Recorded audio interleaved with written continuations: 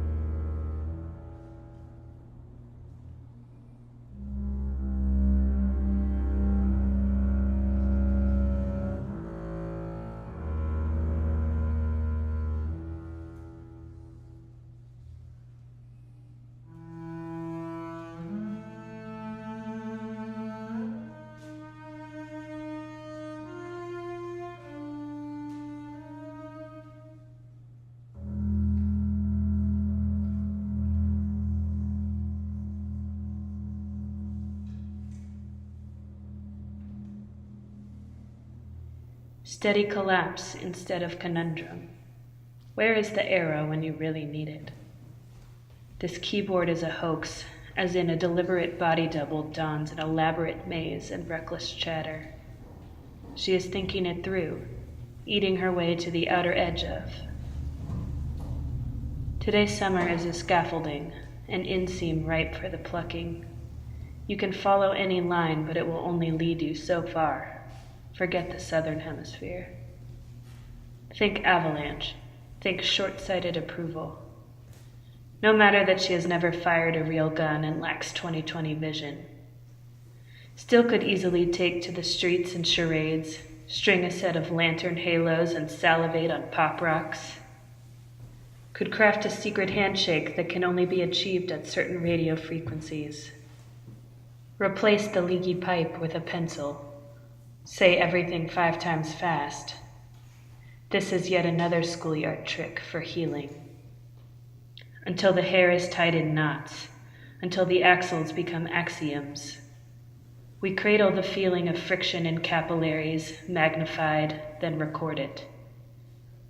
Others wait for the sound of running water, open-mouthed and optimistic. We have learned and we are learning. The source of some rivers is bedrock, the choice of some pirates, bone.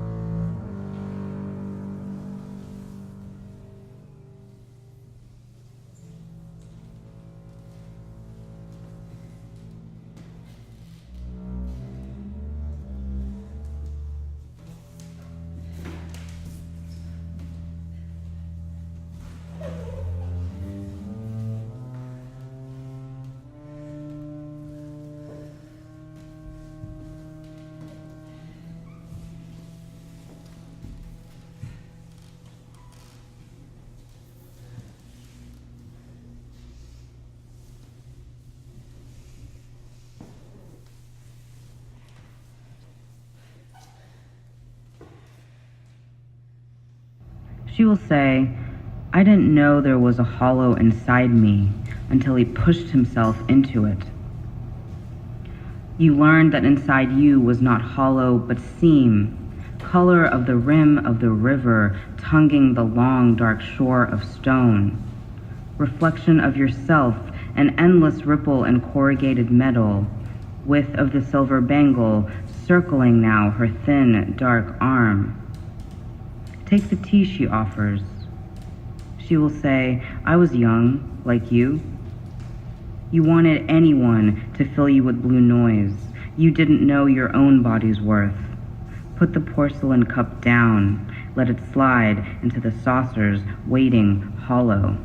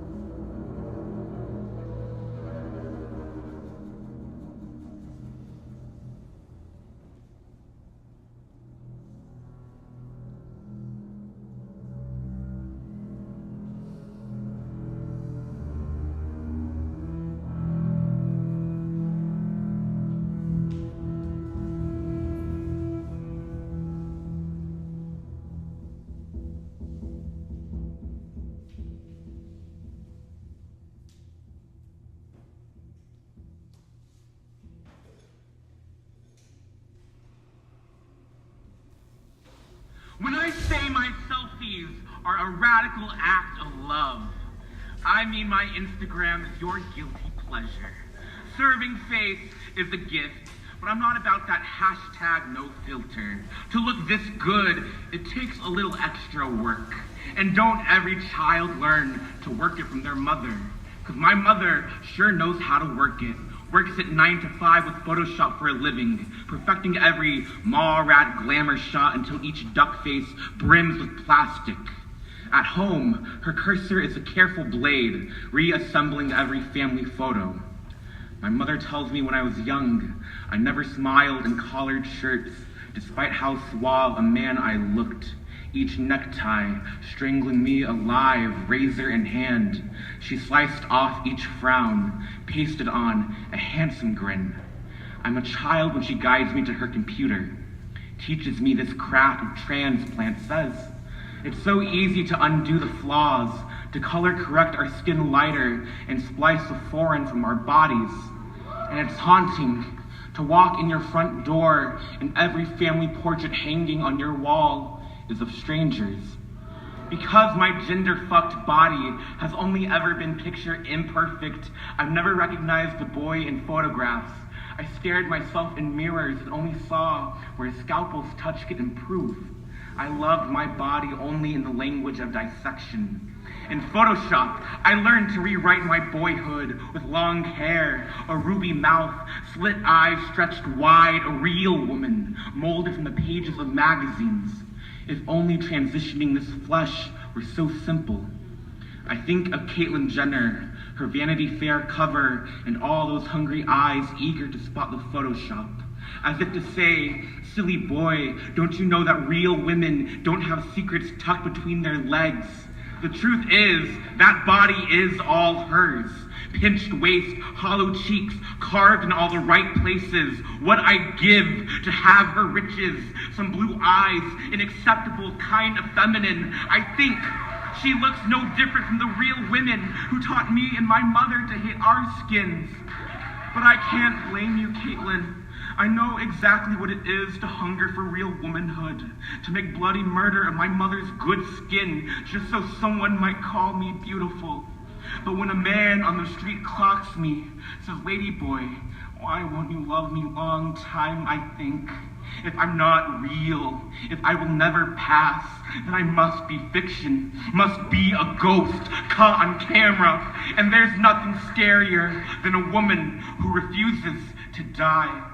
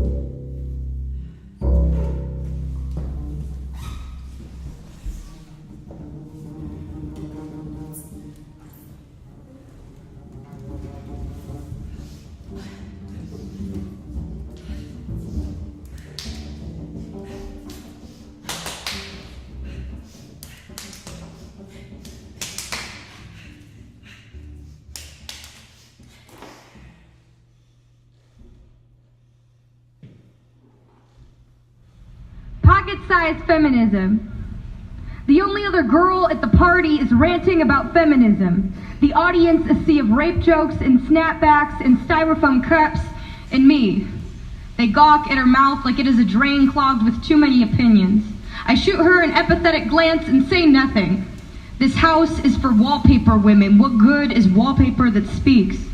I want to stand up, but if I do, whose coffee table silence will these boys rest their feet on? These boys, I want to stand up, but if I do, what if someone takes my spot? I want to stand up, but if I do, what if everyone notices I've been sitting this whole time?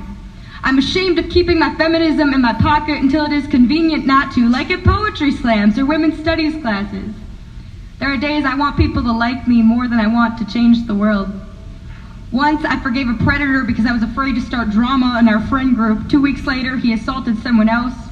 I'm still carrying the guilt in my purse. There are days I forget we had to invent nail polish to change color and drugged drinks and apps to virtually walk us home and lipstick-shaped mace and underwear designed to prevent rape. Once, a man behind me on an escalator shoved his hand up my skirt from behind and no one around me said anything, so I didn't say anything because I didn't want to make a scene. Once, an adult man made a necklace out of his hands for me, and I still wake up in hot sweats, haunted with images of the herd of girls he assaulted after I didn't report, all younger than me. How am I to forgive myself for doing nothing in the mouth of trauma? Is silence not an act of violence, too? Once, I told a boy I was powerful, and he told me to mind my own business. Once, a boy accused me of practicing misandry. You think you can take over the world? And I said, no, I just want to see it. I just need to know it is there for someone. Once, my dad informed me sexism is dead and reminded me to always carry pepper spray in the same breath. We accept this state of constant fear is just another component of being a girl. We text each other when we get home safe, and it does not occur to us that not all of our guy friends have to do the same. You could literally saw a woman in half, and it would still be called a magic trick, wouldn't it? That's why you invited us here, isn't it? Because there is no show without a beautiful assistant.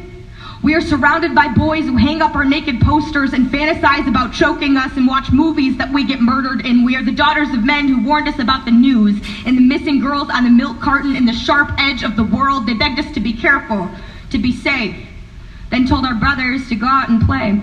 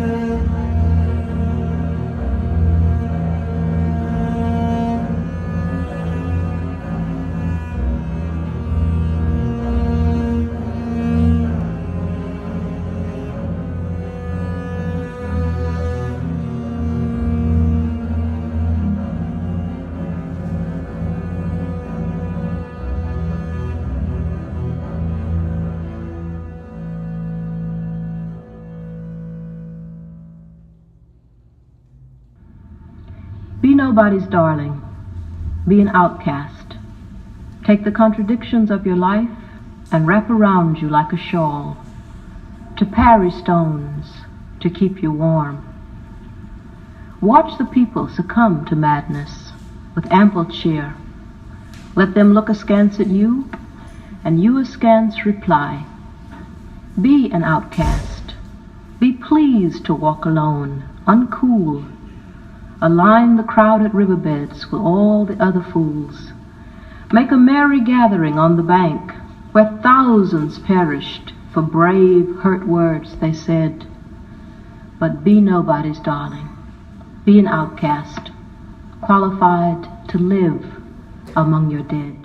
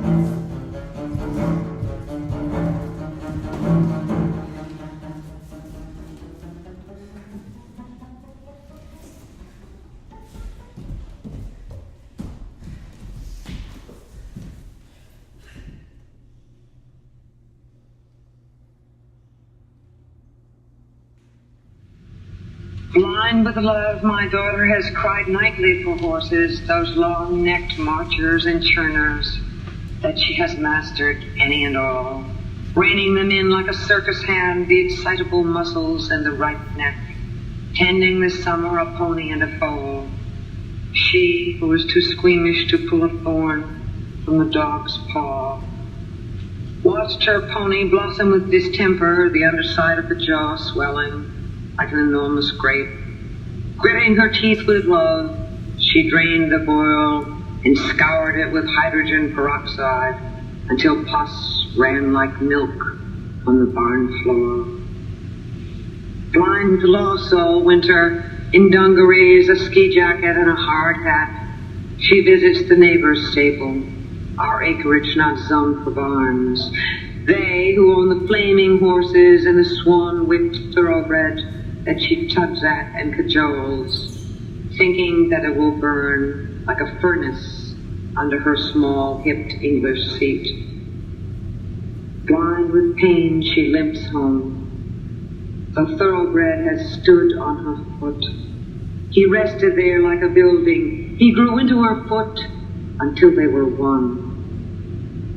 The marks of the horseshoe printed into her flesh, the tips of her toes ripped off like pieces of leather. 3 toenails swirl like shells and left to float in blood in her riding boot. Blind with fear, she sits on the toilet, her foot balanced over the wash basin, her father, hydrogen peroxide in hand, performing the rites of the cleansing. She bites on the towel, sucked in breath, sucked in and arched against the pain. Her eyes glancing off me where I stand at the door. Her eyes locked on the ceiling, eyes of a stranger. And then she cried, "Oh my God, help me!" Or a child would have cried, "Mama." Or a child would have believed, "Mama." She bit the towel and called on God. And I saw her life stretch out. I saw her torn in childbirth. And I saw her at that moment in her own death. And I knew that she knew.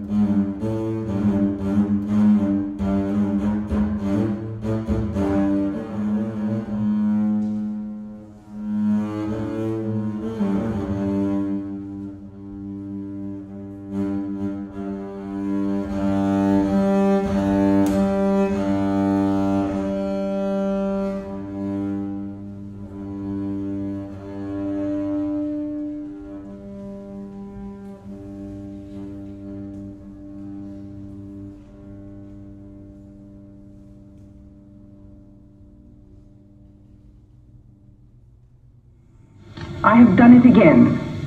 1 year in every 10 I manage it, a sort of walking miracle. My skin bright as an Nazi lampshade, my right foot a paperweight, my face a featureless fine Jew linen. Peel off the napkin, O my enemy. Do I terrify? Yes, yes, Herr Professor, it is I. Can you deny the nose, the eye pits, the full set of teeth? The sour breath will vanish in a day. Soon, soon the flesh the grave cave ate will be at home on me, and I a smiling woman. I am only 30, and like the cat, I have 9 times to die. This is number 3. What a trash to annihilate each decade. What a million filaments. The peanut-crunching crowd shoves in to see them unwrap me hand and foot. The big strip tease. Gentlemen, ladies, these are my hands, my knees. I may be skin and bone. I may be Japanese. Nevertheless, I am the same identical woman. The first time it happened, I was 10. It was an accident.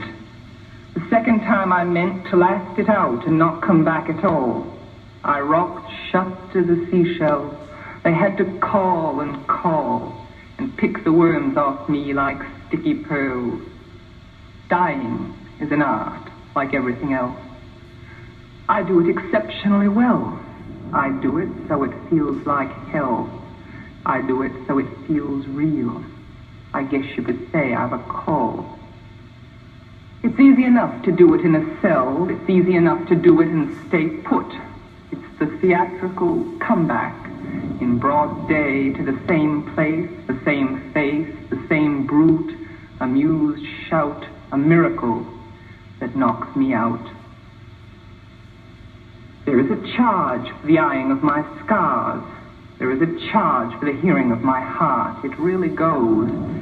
And there is a charge, a very large charge, for a word or a touch or a bit of blood or a piece of my hair or my clothes. So, Herr Doctor. So, Herr Enemy. I am your opus. I am your valuable. The pure gold baby that melts to a shriek.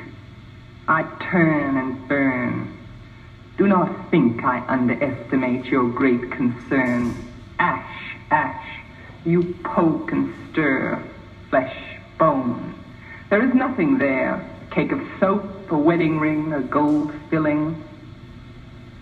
Hear God, hear Lucifer, beware, beware. Out of the ash I rise with my red hair, and I eat men like air.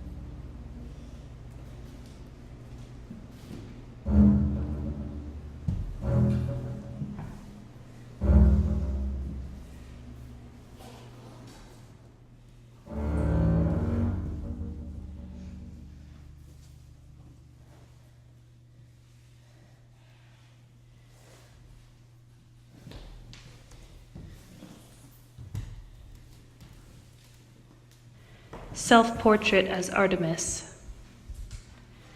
It wasn't long before I rose into the silk of my night robes and swilled the stars and the beetles back into sweetness. Even my fingernails carry my likeness, and I smudge the marrow of myself into light.